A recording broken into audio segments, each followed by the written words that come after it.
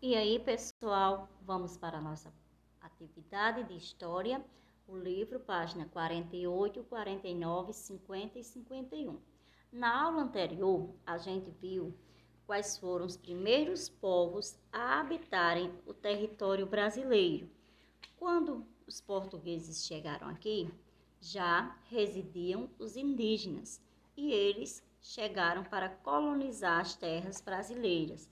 Com o tempo, eles trouxeram para cá os africanos que vieram como escravos e assim foram se formando o Brasil. Inicialmente foram surgindo as vilas, que hoje nós vamos conhecer, os primeiros povoados, não é isso? Muitos portugueses que vieram ao Brasil têm o objetivo de ocupar a terra e enriquecer. Esses portugueses, eles eram chamados de colonos. A maior parte do trabalho pesado, porém, não era realizado por eles.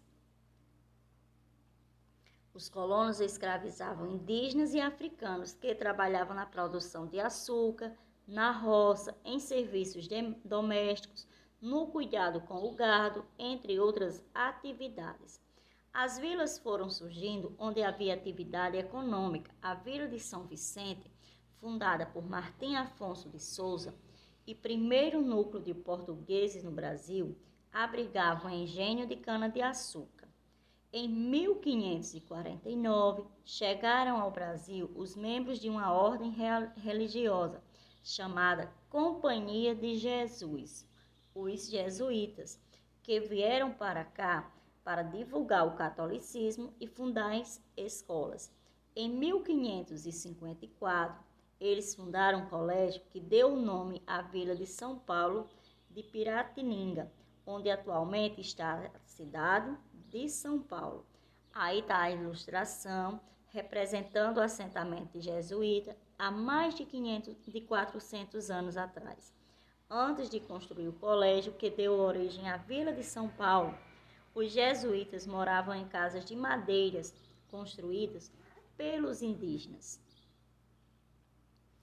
Aí nós temos hoje como está essa escola, né? Uma foto de 2013 mostrando o pátio no Colégio do Município de São Paulo, Estado de São Paulo, em 2013. O colégio que deu origem à Vila de São Paulo sofreu várias modificações ao longo do tempo. Atualmente, abriga uma igreja, um museu e uma biblioteca. Então, está a foto como estava o colégio em 2013. E aí, nós temos uma pintura que retrata o pátio do colégio, do Benedito Calixto, que é uma obra sobre tela de 35 por 60 centímetros, e retrata esse colégio no final dos anos de 1800. Aí vamos às questões. Quem eram os colonos e quais eram seus objetivos? A professora explicou e leu no início do texto, não foi isso? Por que os jesuítas vieram para o Brasil? O que eles vieram fazer aqui? Agora, questão de número 3. Observe as imagens desta página, que retrata o colégio, não é? Por que é importante para a história da cidade de São Paulo a preservação de parte do pátio do colégio? Por que vocês acham que é importante para a história?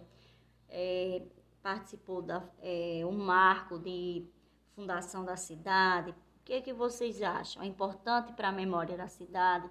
Então, você vai responder aí.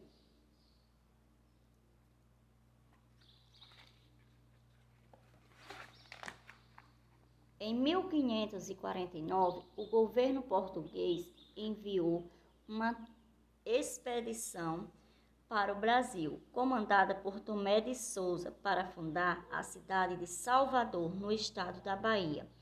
No lugar escolhido havia engenhos de açúcar nas proximidades e o solo era fértil para a sobrevivência dos colonos. A cidade seria a sede do governo português no Brasil, ou seja, o local onde estabeleceria o governador Tomé de Souza e outros funcionários enviados pelo rei de Portugal. Nós temos aí ao lado, na fotografia, uma estátua de Tomé de Souza, em frente à Câmara Municipal de Salvador, estado da Bahia. Essa fotografia foi de 2016. Salvador foi construída no alto de um morro para dificultar os ataques indígenas e de povos estrangeiros. Na parte mais alta seriam construídas as principais casas e os prédios ligados ao governo, como a Câmara Municipal e o Palácio do Governador. Na parte baixa, próxima ao mar, ficariam o restante das casas e os armazéns. As construções eram muito simples, todas feitas de barro amassado. Para reforçar a segurança ao redor da cidade, foram construídos muros. Observe o desenho a seguir. Essa partezinha verde, nós temos aí a legenda, né? Isso aí mostra a planta de Salvador há 470 anos atrás.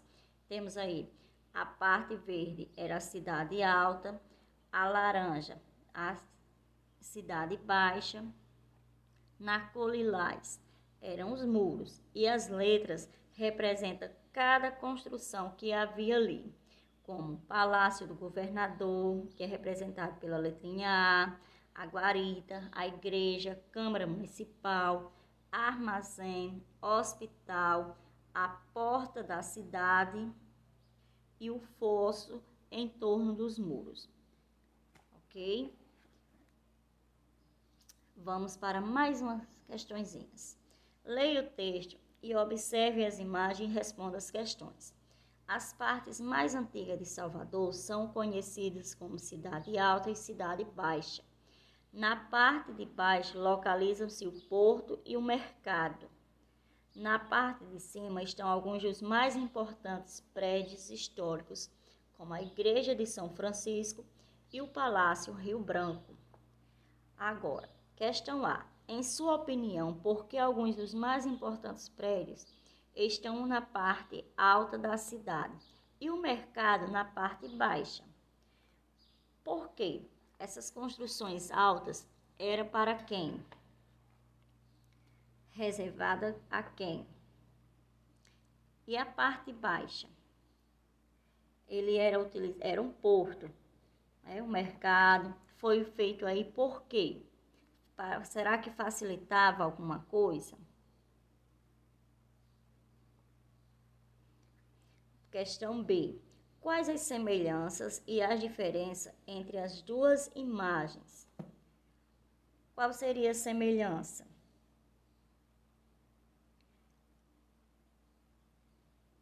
Você vai observar e dizer: será que elas serviam para dividir a cidade em duas partes, a alta e a baixa? Será que a localização delas são diferentes?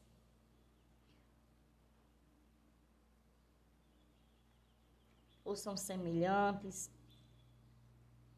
As construções são as mesmas? O que você acha?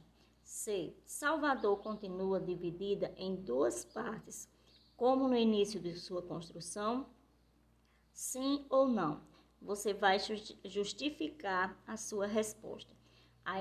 As imagens aí mostram Salvador em 1624 e Salvador atualmente, né?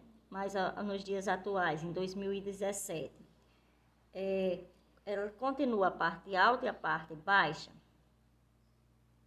Dá para observar isso aí na imagem? Como você percebeu isso? Será que o texto trouxe algumas informações? Será que as imagens nos fazem chegar a essa conclusão? Então, vocês irão colocar aí sua resposta, ok? Então, gente, por hoje é só. Releiam o texto com atenção. Para completar as questões, leia em voz alta para você escutar a sua leitura. Qualquer dúvida é só perguntar. Um abraço, fiquem todos com Deus e até amanhã.